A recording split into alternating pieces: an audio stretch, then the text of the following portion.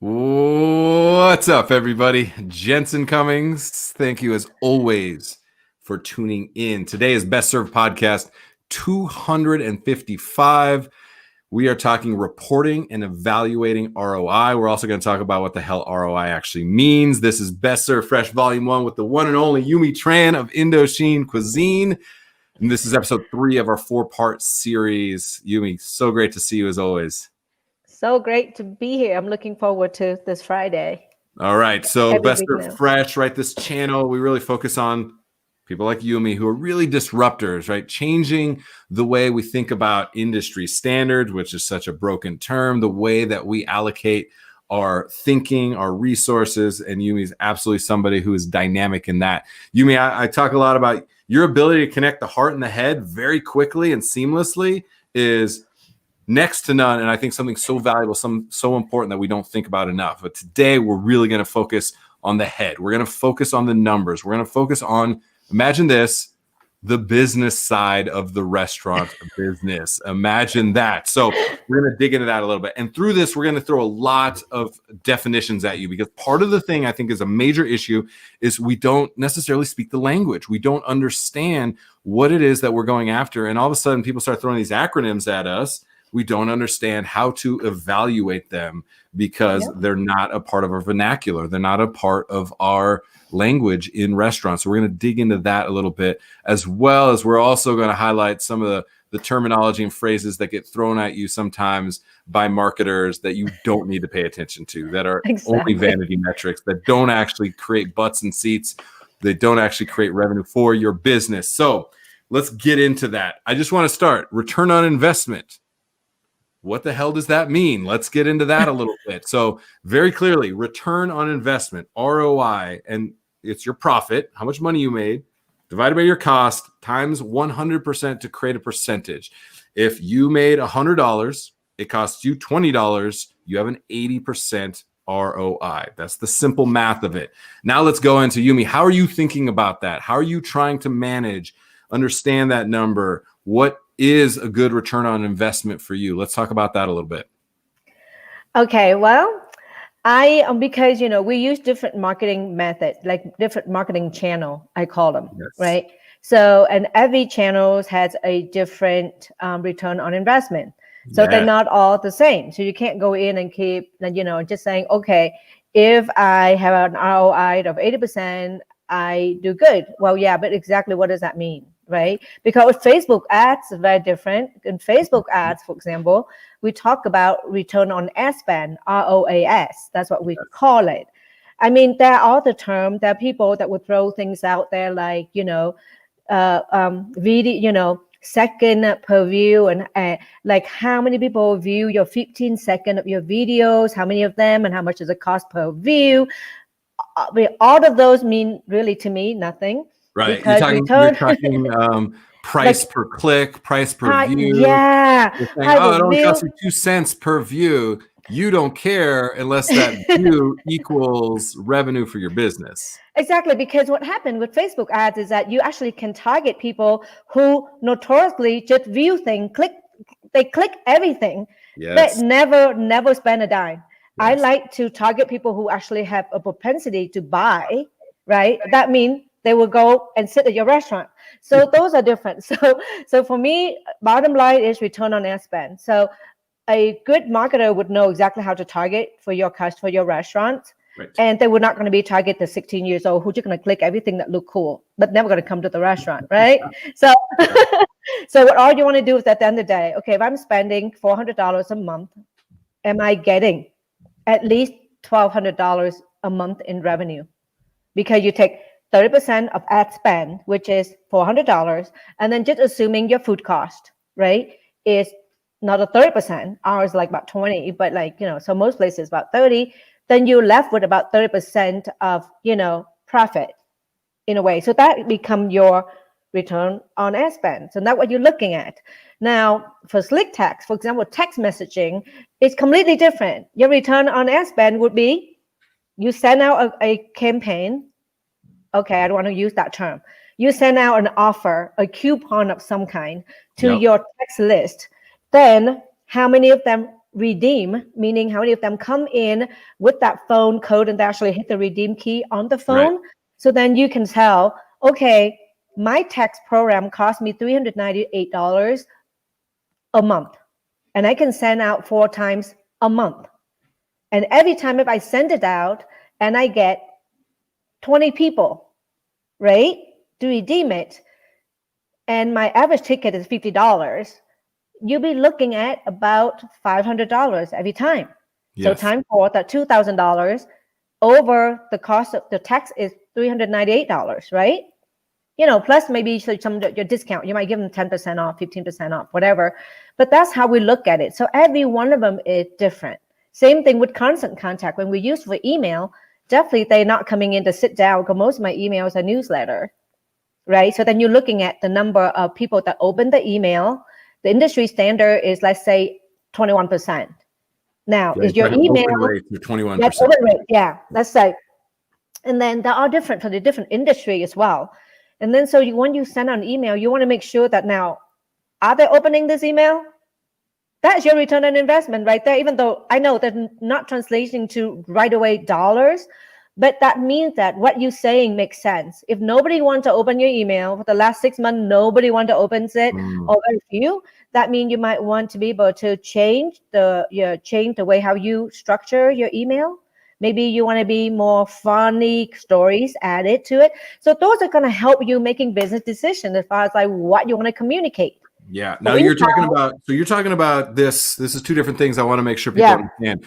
What you're talking about is brand, right? And you're investing in a certain amount of brand and storytelling, and you're still evaluating in some way return on investment. By the investment. It may not equal in the short term transactionally like slick text or like a Facebook ad or an offer could. You're also investing in the long term of the 21% of people opening and caring enough to interact with your brand, because you know that the more people that pay attention to what you're doing, you do have value out of that. And that is separate. That is different than your actual return on investment in the short term for any offer. People need to pay attention to that. But you're still creating a metric to evaluate and report on how effective you are. Yes. Because remember, your time is money. So you want to make sure that anything you do have gotten to at least meet the standards, right? That you're not wasting your time to do things that, because you don't have time to do that. Or like our royalty rewards, for example, those are like probably one of our best ROI for us, because we spend around $500 a month, and on an average, we get about $7,000 to $12,000. Like before COVID, we normally hit about $12,000 in revenue from our program. This is the program where automatically sent out the birthday card to people on their birthday, and sent out the little gift certificate for them after they spend $175, things like that. And then as we review, our return on investment for the royalty reward, we know, wow, we spent $500 and you sell $7,000 to $12,000. That's a huge ROI when you think about that. That's huge.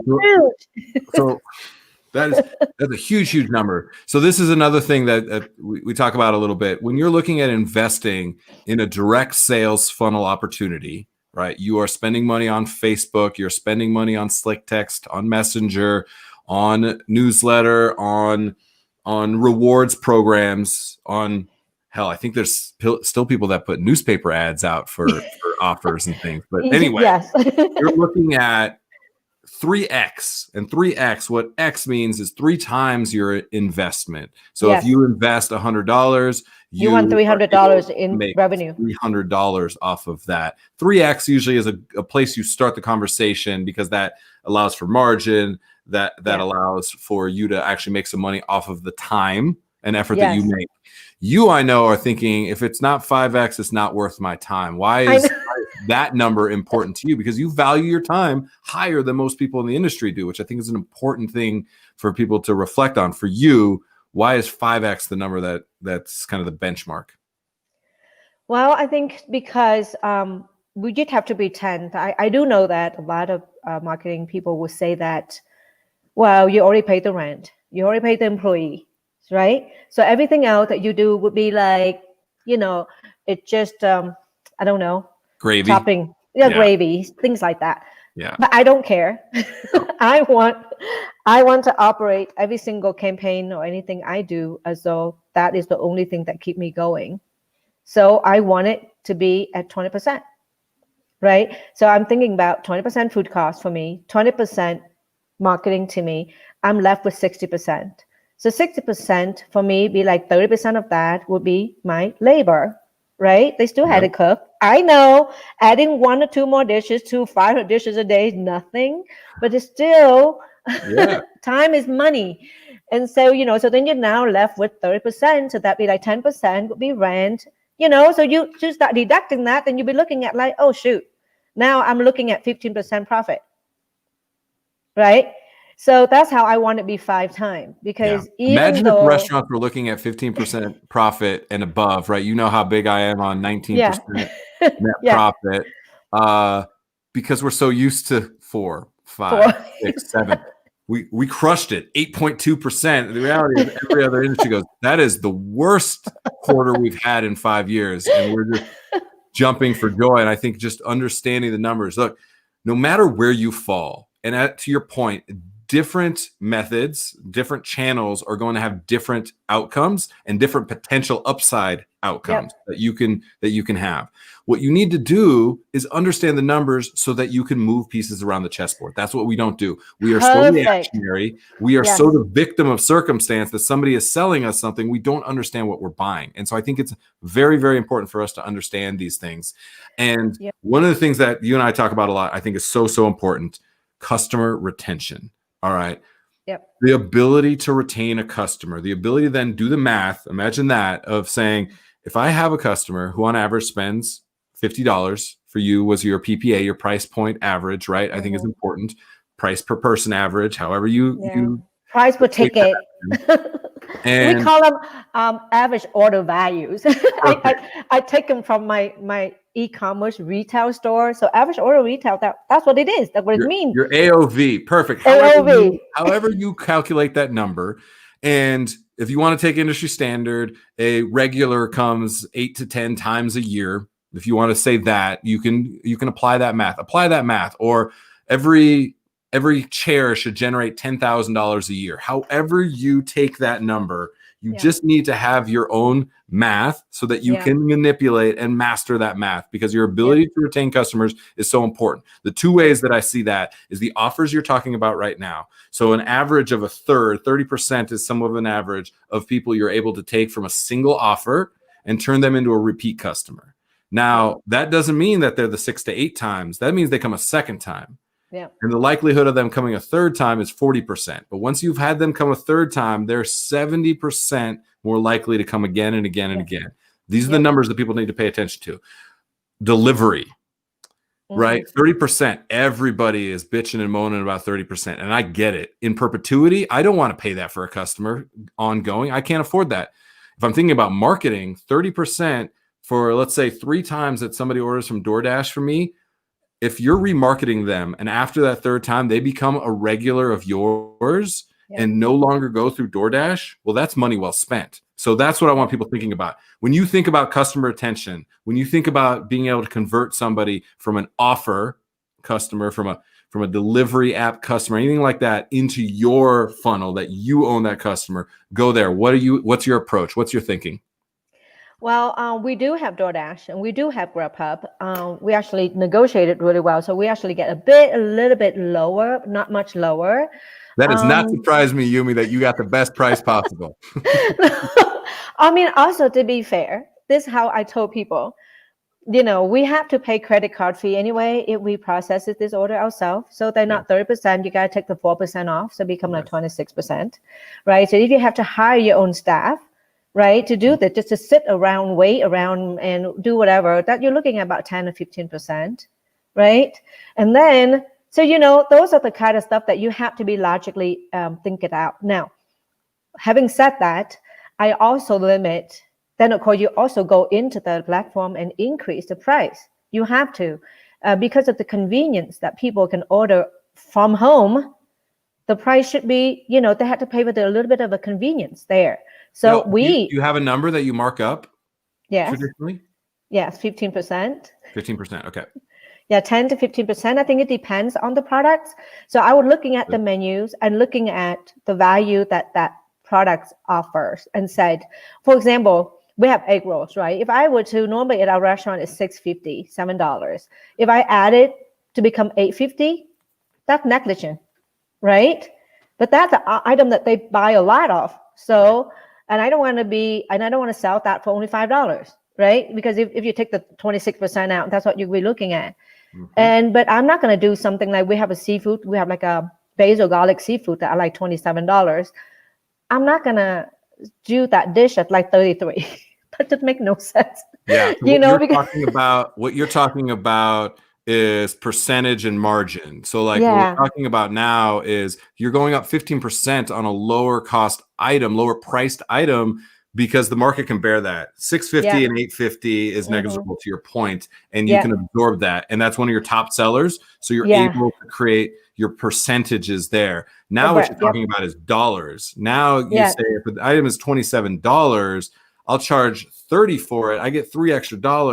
That is not the same percentage, but you got $3 additional in that transaction, and you only got $2 additional in the other transaction. So again, you just have to understand your numbers to know how you can master those numbers, and you can make a personal decision about how to move those around. I really and at the same time, also at the same times, like when they come in, you will try to, when you pack them, you make sure you always have that little, like thing that you put in there, say, thank you so much for your order. In the future, you can order online from us. And of course, I mean, the execution is kind of flawed at my restaurant because we forget, we're so busy. Sometimes we forget to drop that thing in. Yeah. But at the same time, the way I look at it is that every company needs to make money too, right? The driver need to make money. We don't employ them, but they local somehow. I mean, they definitely don't come here from Pennsylvania. I mean, definitely it would be like around either they Parker or they somewhere, right? So they also need a job. That driver is a part of your community, even though so you're willing to make a certain amount of investment wisely around that. Yeah. So that you have to think about that. And then also we keep them to 20% of our revenues.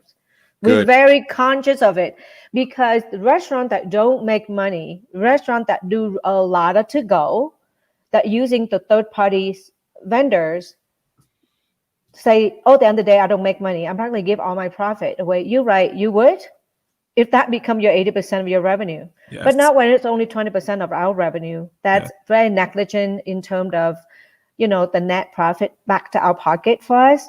But as a overall, as a community, one, I'm able to service my customer more because I just simply cannot, even my own staff delivering it, I just simply cannot just staff them or like send one out in the middle of the shift. You know what I mean? Of course. So there are a lot of costs that you have to evaluate, but it makes sense when you keep those revenue coming from those third party to something that it does not impact you negatively profit wise, and that still provides services to your customers, building loyalty, because I have repeat customer from DoorDash, no matter how many sheet I put in there for them to call us directly, because that's something they're comfortable with. And it's okay. Convenience is king. I mean, it's easy. Yeah. And I can count on them ordering 3 or 4 times a week. So why not?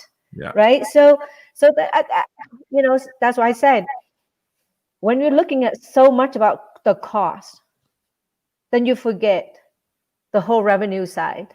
So people just like, oh, when I want to reduce cost. I like Colorado to tell the DoorDash and Grubhub to only now charging us 15%, while they might not be able to be in business. Then you either cannot service the potential customer that you could possibly have, right? Or you just don't have that kind of revenue anymore.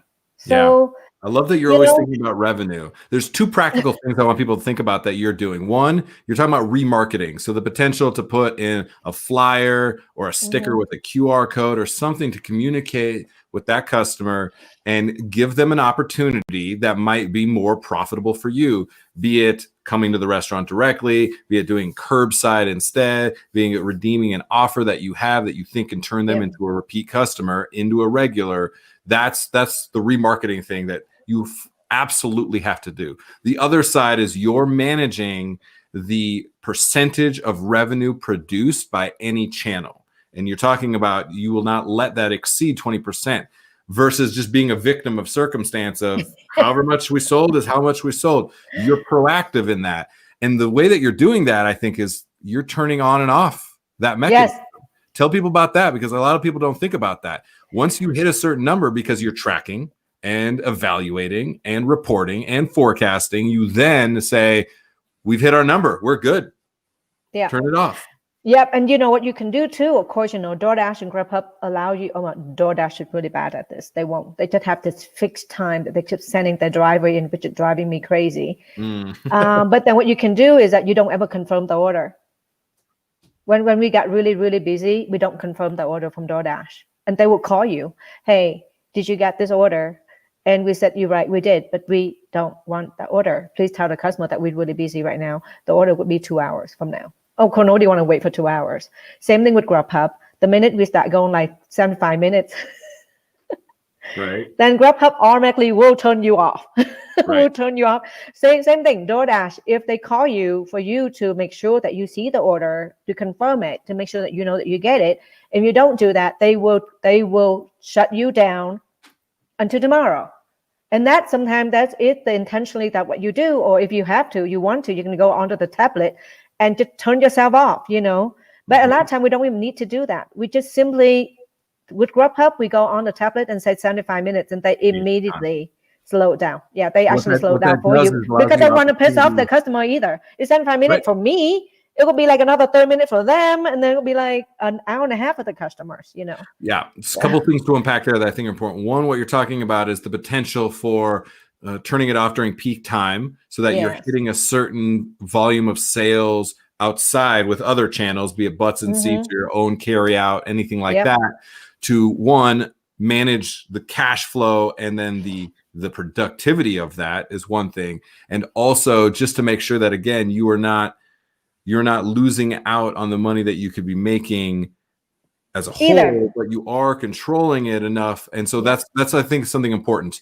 Also, either way, you're going to have slightly upset people. Like, I can't get Indochine. Yes. There'll be some excitement. Or the food doesn't come properly. It doesn't come. At least they blame it on DoorDash and Grubhub. Just kidding. Either way, so you're managing expectations. Yeah. And then imagine again, if you've remarketed to that customer multiple times and they know that you've already you shot the video that says if we're ever over 75 minutes, it's a lot of times because of the function of delivery. Please do give us a call directly. Yes. We might be able to get you your food curbside faster if you're open to that. Who knows? Yep. 1 out of 10 people might take you up on that offer at $50 per person, not with a 30% fee. That could make a difference. And smartly increasing your price on your menu for those third-party vendors will also, I would say, that discourage certain segment of your demographic to like, hey, that's too much. I knew this is not how much it costs in Indochine. So I'm just gonna go in and order, or I place an order online with Indochine directly where there's no markup, whatever, Yeah. But also important, and people always ask me like, how do you know you do 20% of third-party vendor? I'm not sure if I send you that sheet that I make my staff fill out at the end of each night. Oh yeah. From our POS system, right. we give a different code for a DoorDash order, for a Grubhub order, so that we, at the end of the night, I know at any point in time, exactly, even during the day, I can tell you where I'm at right now in terms of DoorDash or Grubhub's revenue. I can even, that's how we do it. So we had to kind of use our POS system to help us with reporting, so that we can do analysis. And that every night, my staff would be filling it out, taking up on POS report. DoorDash is this much, Grubhub is that much, your total revenue is this much. Okay. And by quick glance, you go, oh, we did $600 on third-party vendor, but we did $4,000 in revenue. Oh, well, okay. Next time, we definitely, we'll figure it out, whether that we definitely are never at the threshold where I even wanted it. I said I want to be maximum at 20%, but for our restaurant, I would say it's normally about 8%, 8 to 10%. That's where the third-party, delivery service. And just flag, I love that you're even flagging by the different vendors, DoorDash. Oh yeah, we do. And so you're flagging that, which then just gives you another metric to be able to evaluate the numbers, and you can move those levers up and down as you see fit so that you can actually operate your business versus be the victim of the circumstance that's your business. And so often we're just reactionary, right? And also, on a tax perspective, Grubhub submit your sales tax by themselves. So if your revenue, if your total revenue the month, say you did $100,000, and maybe, I don't know, $6,000 worth of Grubhub, let's just say, those $6,000 of 8%, the $480 is already sent to the state department and your local jurisdiction already. So you don't have to overpay on sales tax. So that's why we keep track of it very differently. So at the end of the month, we tell the CPA, hey, this is our total sales, but remember, we do not submit the sales for this one, okay? Because it's already here, the report for that. Yeah, that seems like such a little thing, and so many people right now are going, okay, I don't know that I care about that. I got to tell you a little glimpse behind the curtain. Our Andrew Parr behind the scenes right now is the numbers guy, and he is so in agreement and excitement by the fact that you know that, and the fact that you're managing that is so important. That $480 times every one of the 1,000. You don't want to overpay the government. Money matters. Those cents matter. They absolutely do. And so I think that's super important. I wanted to just take a minute quick because you threw a bunch of reports at us, and I wanted to kind of show them on the screen because I think a lot of times we don't understand the language, right? We talked about some of the things we don't understand already. We need to really understand the vernacular, the language you need to speak. We also need to understand how to kind of like look at these reports. And so there are links to multiple places that you can find these specific companies that you use, some of the specific reports that you use. But just for a visual for everyone watching, I wanted to throw them up on the screen. So ROI Engine is a service that you use for kind of thinking about your ads. What is something that is important to you when you're thinking about a report like this? Okay, the report like that. Okay, if you pop it up again, I would tell you real quick. I looked immediately down the net sales, which is on the bottom. Net sales, yep. And the redemption, so it tell me, and then the sales ROI, right? It tell me, okay, out of my $400 a month spent, we spend $300 so far. Let's say looking at September, so our sales is 6.65, which is out of the $303 that we have spent on ad spend whole month of September. So our revenue is $2,000, and it tell you the average check is $43. So that's very, very in line with what, and this is the average checks after the offer has already been taken, which is like normally the first one is buy one, get one entree for free or something. Right. And then you go up to the top, it tells you how many people it reaches a month. So it reached 21,000 people, engagement 713, comment 18, post share 15. It just tell you a little bit that, okay, these are the statistics that really mean nothing. I mean, it mean a lot to me, but it mean nothing. This should mean nothing to most of you at first. Yeah. Because that is a job of the marketing company, if you hire them, to make sure to increase the engagement for you.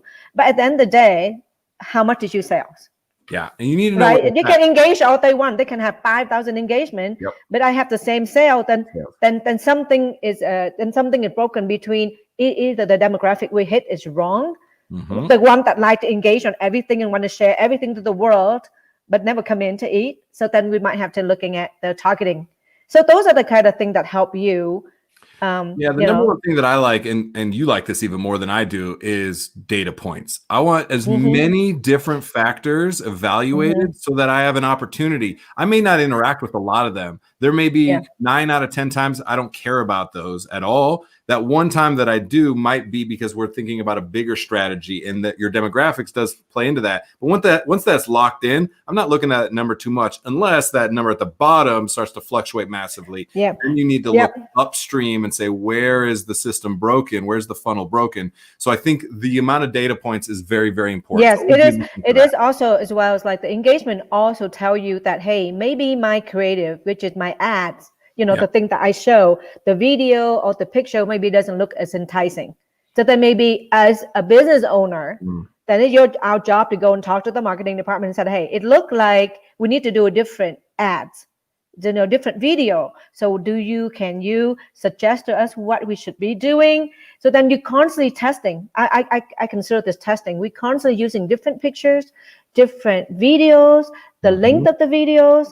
I mean, yeah, sort of like you have to turn yourself from a bit, become like a marketing expert. Yeah.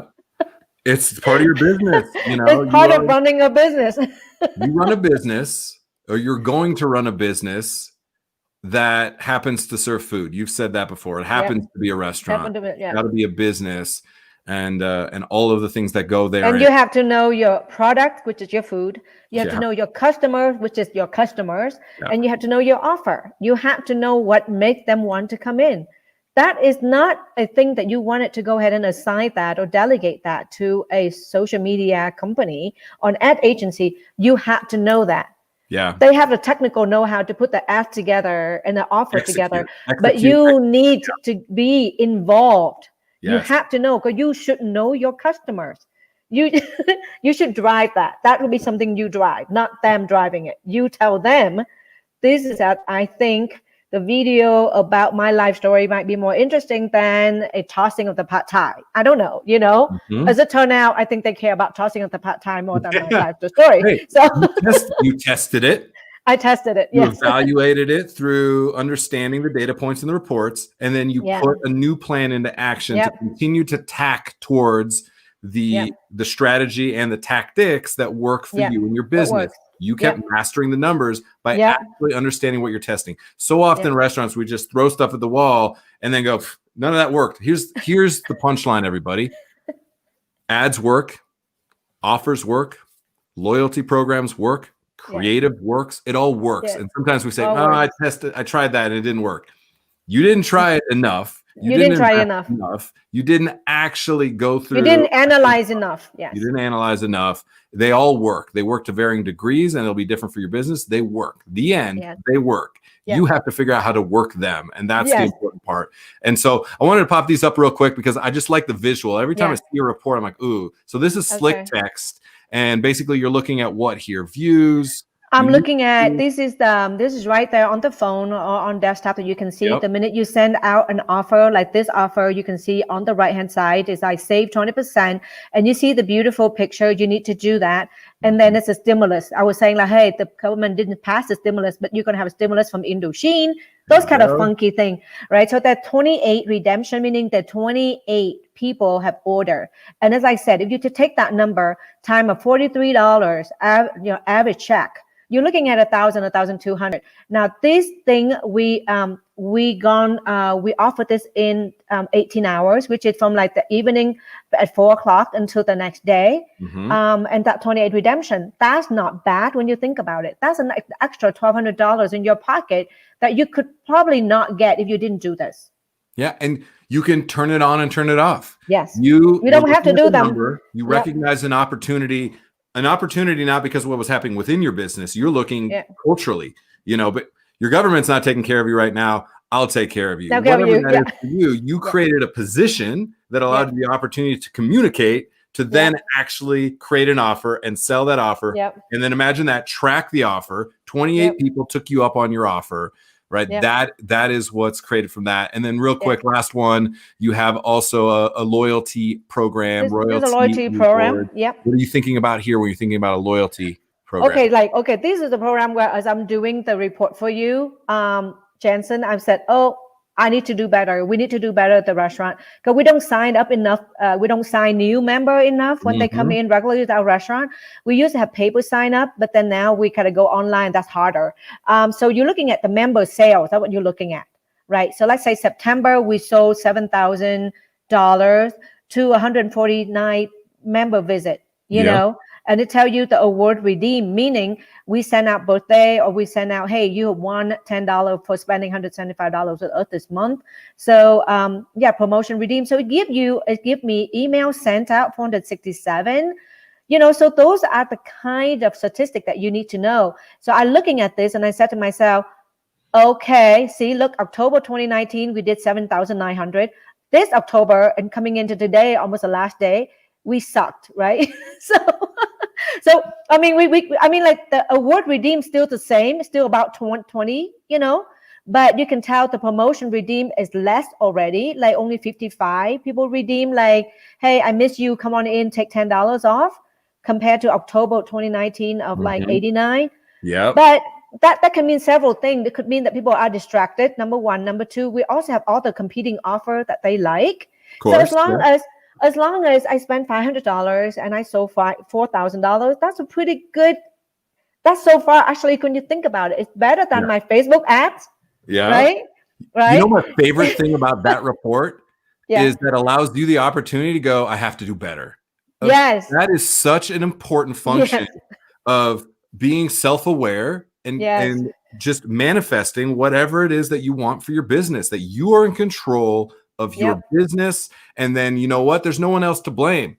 You say exactly. We just objectively say we need to do better, and that we're gonna next week we're gonna come up with something so then people sign up like crazy.